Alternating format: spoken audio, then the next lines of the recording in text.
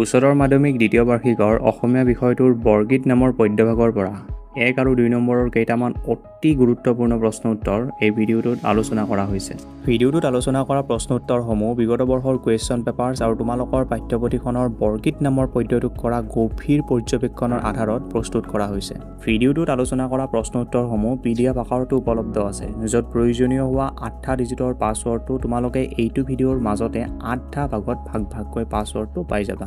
হাই everyone, মই গৌৰৱে আপোনালোক সকলোকে এডুকেশ্যন কেৰিয়াৰ ছাপোৰ্ট এক আলগ নজৰিয়ালৈ স্বাগতম জনাইছোঁ। তো সময় নষ্ট কৰাতকৈ আহা আমি সেই প্ৰশ্ন উত্তৰসমূহ আলোচনা কৰোঁ। আমাৰ প্ৰথম কুৱেশ্যনটো হৈছে উঠৰে উদ্বাপু গোপালহে বৰগীতটি কি ৰাগত বন্ধা? এনচাৰটো হ'ব বৰগীতটো কৌ ৰাগত বন্ধা। এই কুৱেশ্যনটো ইতিমধ্যে 2022 চনৰ HS এক্সামিনেশ্যনত আহি গৈছে। নেক্সট কুৱেশ্যন, মাধৱদেৱৰ বৰগীতত শ্ৰীকৃষ্ণৰ কোন কালৰ বিভিন্ন লীলা প্ৰকাশ পাইছে? উত্তৰটো হ'ব শৈশৱ কালৰ। আৰু এই কুৱেশ্যনটো 2023 চনৰ HS এক্সামিনেশ্যনত ইতিমধ্যে আহি গৈছে।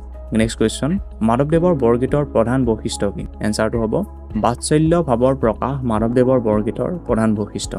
এই কুৱেশ্যনটো 2024 চনৰ HS এক্সামিনেশ্যনত আহি গৈছে। নেক্সট কুৱেশ্যন, মাধৱদেৱৰ সাহিত্যিক জীৱনৰ কীৰ্তিস্তম্ভ বুলি কোনখন গ্ৰন্থক কোৱা হয়? এনচাৰটো হ'ব নামঘোষাক মাধৱদেৱৰ সাহিত্যিক জীৱনৰ কীৰ্তিস্তম্ভ বুলি কোৱা হয়। এই কুৱেশ্যনটো ইতিমধ্যে 2025 চনৰ HS এক্সামিনেশ্যনত আহি গৈছে। নেক্সট কুৱেশ্যন, মাধৱদেৱৰ ৰামায়ণৰ কোনটো কাণ্ড ভাঙনি কৰিছিল? এই কুৱেশ্যনটো তোমালোকে পাৰিবা আৰু পাঠ্যপুথিত এইটো দিয়াই আছে। ভালদৰে পঢ়িলে তোমালোকে জানিবা। কমেণ্ট কৰি জনাবাচোন মোক এনচাৰটো। আৰু এই কুৱেশ্যনটো 2020 চনৰ HS এক্সামিনেশ্যনত আহি গৈছে। নেক্সট কুৱেশ্যন, মাধৱদেৱৰ জন্ম ক'ত হৈছিল? উত্তৰটো হ'ব মাধৱদেৱৰ জন্ম উত্তৰ লখিমপুৰৰ নাৰায়ণপুৰ অঞ্চলত হৈছিল। নেক্সট কুৱেশ্যন, শংকৰদেৱ আৰু মাধৱদেৱৰ প্ৰথম সাক্ষাতক কি বুলি অভিহিত কৰা হয়? উত্তৰটো হ'ব শংকৰদেৱ আৰু মাধৱদেৱৰ প্ৰথম সাক্ষাতক মণিকাঞ্চন সংযোগ বুলি অভিহিত কৰা হয়। নেক্সট কুৱেশ্যন, কোনখন গ্ৰন্থক মাধৱদেৱৰ সাহিত্যিক জীৱনৰ কীৰ্তিস্তম্ভ বুলি কোৱা হয়? উত্তৰটো হ'ব নামঘোষা গ্ৰন্থখনক মাধৱদেৱৰ সাহিত্যিক জীৱনৰ কীৰ্তিস্তম্ভ বুলি কোৱা হয়। নেক্সট কুৱেশ্যন, মাধৱদেৱে কিমানটা বৰগীত ৰচনা কৰিছিল? উত্তৰটো হ'ব মাধৱদেৱে প্ৰায় 157টা বৰগীত ৰচনা কৰিছিল। PDFটোৰ প্ৰয়োজন হোৱা পাছৱৰ্ডটোৰ প্ৰথম ডিজিটটো হৈছে 9। নেক্সট কুৱেশ্যন, উঠৰে উঠ বাপু গোপালহে বৰগীতটো কি ৰাগত বন্ধা? উত্তৰটো হ'ব বৰগীতটো কৌ ৰাগত বন্ধা। নেক্সট কুৱেশ্যন, যশোদাই মৰমতে কৃষ্ণক কি নামেৰে সম্বোধন কৰি টোপনিৰ পৰা উঠিবলৈ কৈছে? যশোদাই মৰমতে কৃষ্ণক বাপু, কমল নয়ন, প্ৰাণধন ইত্যাদি নামেৰে সম্বোধন কৰি টোপনিৰ পৰা উঠিবলৈ কৈছে। নেক্সট কুৱেশ্যন, তোমাৰ পাঠ্যপুথিৰ অন্তৰ্গত মাধৱদেৱৰ ৰচিত বৰগীতটো কিহৰ বিষয়ে বৰ্ণনা কৰা হৈছে? উত্তৰটো হ'ব বৰগীতটোত বেদ উপনিষদৰ মৰ্মাৰ্থ, বৈষ্ণৱ ধৰ্মৰ উপাস্য দেৱতা, শ্ৰীকৃষ্ণৰ মহিমা আৰু ভক্ত হৃদয়ৰ আকুল প্ৰাৰ্থনা সাংগীতিক ভাষাৰে বৰ্ণনা কৰা হৈছে। PDFটোত প্ৰয়োজন হোৱা পাছৱৰ্ডটো ছেকেণ্ড ডিজিটটো হৈছে 8। নেক্সট কুৱেশ্যন, উঠৰে উদ্বাপু গোপালহে শীৰ্ষক বৰগীতটো কোনখন গ্ৰন্থৰ পৰা লোৱা হৈছে? উঠৰে উদ্বাপু গোপালহে শীৰ্ষক বৰগীতটো হৰিনাৰায়ণ দত্ত বৰুৱা সম্পাদিত বৰগীত নামৰ গ্ৰন্থখনৰ পৰা লোৱা হৈছে। PDFটোত প্ৰয়োজনীয় হোৱা পাছৱৰ্ডটোৰ থাৰ্ড নম্বৰ ডিজিটটো হৈছে 6। নেক্সট কুৱেশ্যন, মাধৱদেৱক আনুষ্ঠানিক শিক্ষা প্ৰদান কৰোঁতাজন কোন? উত্তৰটো হ'ব ৰাজেন্দ্ৰ অধ্যাপকে মাধৱদেৱক আনুষ্ঠানিক শিক্ষা প্ৰদান কৰিছিল। নেক্সট কুৱেশ্যন, মাধৱদেৱৰ বৰগীতৰ মূল বিষয় কি? শ্ৰীকৃষ্ণৰ চোৰ চাতুৰি।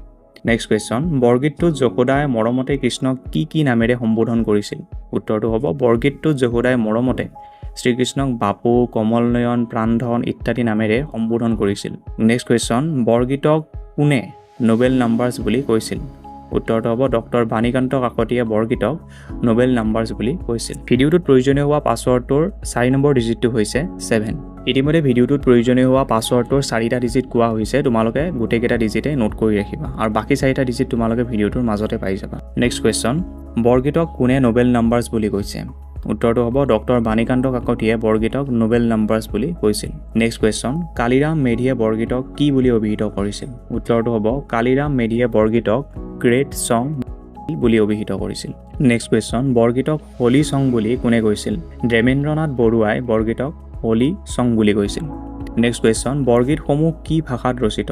উত্তৰটো হ'ব বৰগীতসমূহ ব্ৰজাৱলী ভাষাত ৰচিত। নেক্সট কুৱেশ্যন, ভাৰতৰ কোন দুগৰাকী কবিৰ গীতৰ লগত মাধৱদেৱৰ বৰগীতৰ তুলনা কৰিব পাৰি? উত্তৰটো হ'ব ভাৰতৰ মহাৰাষ্ট্ৰৰ কবি তুকাৰাম আৰু উত্তৰ ভাৰতৰ কবি সুৰদাসৰ গীতৰ লগত মাধৱদেৱৰ বৰগীতৰ তুলনা কৰিব পাৰি। নেক্সট কুৱেশ্যন, বাৎসল্য প্ৰেম মাধৱদেৱৰ ভক্ত জীৱনৰ সৰ্বাস কথাষাৰ কাৰ উক্তি?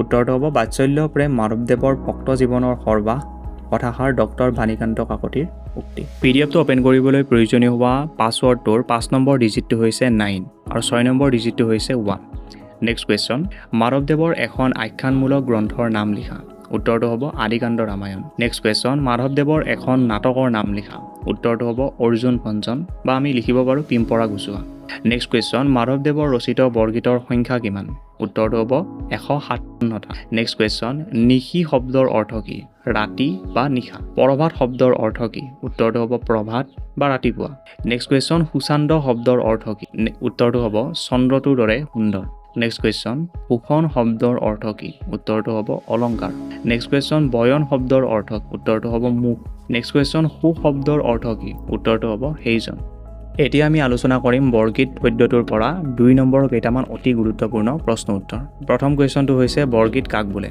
বৰগীতৰ বিষয়বস্তু কেইটা ভাগত ভগাব পাৰি ভাগসমূহ উল্লেখ কৰা নৱবৈষ্ণৱ ধৰ্মৰ প্ৰচাৰৰ অৰ্থে মহাপুৰুষ শংকৰদেৱ আৰু মাধৱদেৱে ৰচনা কৰা আধ্যাত্মিক ভাৱ আৰু ৰাগ তাল সম্বলিত গীতসমূহক বৰগীত বুলি কোৱা হয় বৰগীতৰ বিষয়বস্তু 6টা ভাগত ভগাব পাৰি আৰু সেই ভাগসমূহ তলত উল্লেখ কৰা হ'ল লীলা বিৰহ বিৰক্তি পৰমাৰ্থ সুৰ চাতুৰী যদি তোমালোকে জানিব বিচাৰা লীলা বিৰহ বিৰক্তি এইবোৰৰ অৰ্থনো কি হয় তেনেহলে তোমালোকে চাব পাৰা যে লীলাৰ অৰ্থ হ'ল পৰম পুৰুষ ভগৱানৰ অৱতাৰী লীলা বা বিৰহ মানে হৈছে যশোদা আৰু গোপীৰ কৃষ্ণ বিদায়ত বিৰহ দুখ বিৰক্তিৰ অৰ্থ হৈছে সংসাৰৰ প্ৰতি বিৰক্তি মানে সংসাৰৰ প্ৰতি যে বিৰক্তি ভাৱ সেইটো প্ৰকাশ কৰিছে সুৰৰ অৰ্থ হৈছে কৃষ্ণৰ শৌৰ্য ক্ৰিয়া কৃষ্ণই যেনেকুৱা চৌৰ ক্ৰিয়াসমূহ কৰিছিলে শৈশৱকালৰ যি লীলা আছিলে তাক চৌৰ হিচাপে প্ৰকাশ কৰিছে চাতুৰী মানে হৈছে কৃষ্ণৰ চাতুৰী মানে চতুৰালী যিবিলাক চতুৰালী যে আছিলে কৃষ্ণ সেয়া বুজাইছে নেক্সট কুৱেশ্যনটো হৈছে ডক্টৰ বাণীকান্ত কাকতিয়ে বৰগীতবোৰক কিয় নোবেল নাম্বাৰ্ছ বুলি কৈছে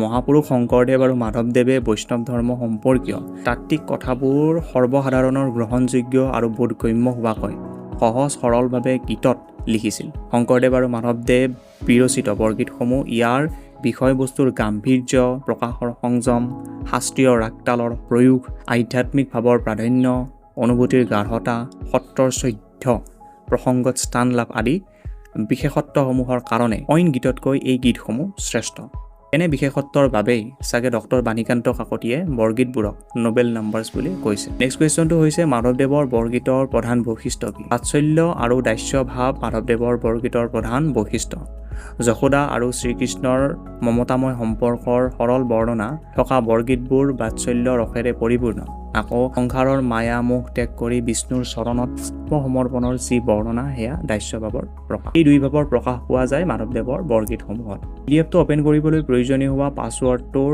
7 নম্বৰ ডিজিটটো হৈছে 2 নেক্সট কুৱেশ্যন সৰ্বপুৰুষৰ শিৰৰ ভূষণ বুলি যশোদাই কাক কৈছে উত্তৰটো হ'ব সৰ্বপুৰুষৰ শিৰৰ ভূষণ বুলি যশোদাই কৃষ্ণক কৈছে শিৰত ভূষণ পৰিধান কৰাজনক সাধাৰণতে শ্ৰেষ্ঠ পুৰুষ বুলি বিবেচনা কৰা হয় কৃষ্ণ হৈছে শিৰৰ ভূষণ পৰিধান কৰা সেই সকলো পুৰুষৰ ভূষণ অৰ্থাৎ তেওঁ পুৰুষৰো উত্তম সকলো পুৰুষতকৈ উত্তম বা পৰম পুৰুষ অৰ্থতেই যশোদাই কৃষ্ণক প্ৰশ্নোত্তৰত কথাখিনি কৈছে মানে প্ৰশ্নত প্ৰকাশ কৰা কথাখিনি কৈছে পিডিএফটো ওপেন কৰিবলৈ প্ৰয়োজনীয় হোৱা পাছৱৰ্ডটোৰ একেবাৰে শেষৰটো অৰ্থাৎ 8 নম্বৰ ডিজিটটো হৈছে 4 গোটেইকেইটা ডিজিটে ইতিমধ্যে কৈ দিয়া হৈছে আশা কৰোঁ যে তোমালোকে পিডিএফটোৰ পাছৱৰ্ডটো নোট কৰি ৰাখিছা নেক্সট কুৱেশ্যন সিদ্ধ মুনিগণে চিন্তিয়া নপাবে সু হৰি যশোৱা ক'লে সিদ্ধ মুনিগণ হৰিক যশোদাই কিহৰ বলত পুত্ৰৰূপে পালে বুজাই লিখা শ্ৰী বা শ্ৰীকৃষ্ণ হৈছে ত্ৰিজগতৰ প্ৰতি তেওঁৰ কৃপা দৃষ্টি পাবলৈ তথা তেওঁৰ চৰণত ঠাই পাবলৈ মহাসিদ্ধ মুনি কলে বহু বছৰ ধৰি যোগ সাধনাত নিমগ্ন হয় তথাপিও তেওঁলোকে কৃষ্ণক বিচাৰি নাপায়